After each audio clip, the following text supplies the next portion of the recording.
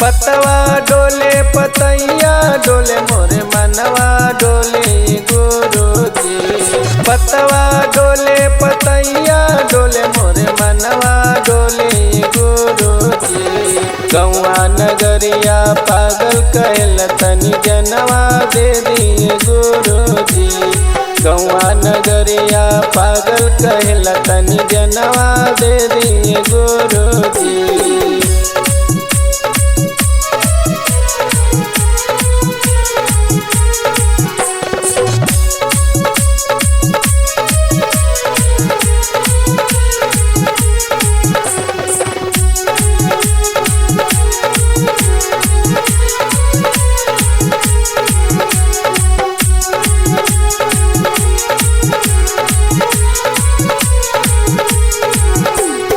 तनवा सुनी सुनी मनवा रोवेला का करी हम ये गुरुजी।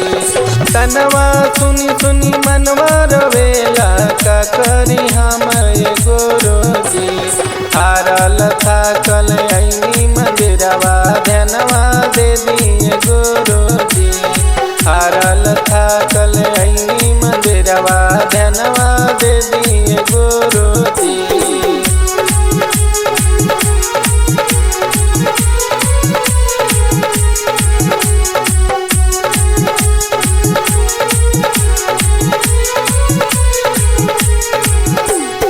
ज्ञान के बिना दर दर भटकनी मिलनी न रोए गुरुजी। ज्ञान के बिना दर दर भटकनी मिलनी न रोए गुरुजी। दौरे मंदिरवा दौड़ल हमनी दया बरसा दिए गुरुजी। दौरे मंदिरवा दौड़ल हमनी दया बरसा दिए गुरुजी।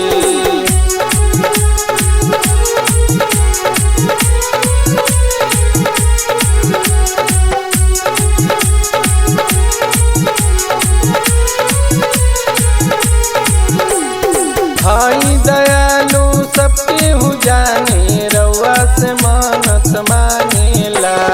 भाई दयालु सबके हु जाने रउआ से मानत मांगेला। प्रजापति उमेश मांगेले कृपा उनके पे कृपा बरसा दीना। गौआ नगरिया पागल कहेला जनवा दे दिए गुरुजी। पतवा डोले पतैया डोले मोरे मनवा डोले गुरुजी। पतवा डोले पतैया डोले मोरे मनवा डोले गुरुजी।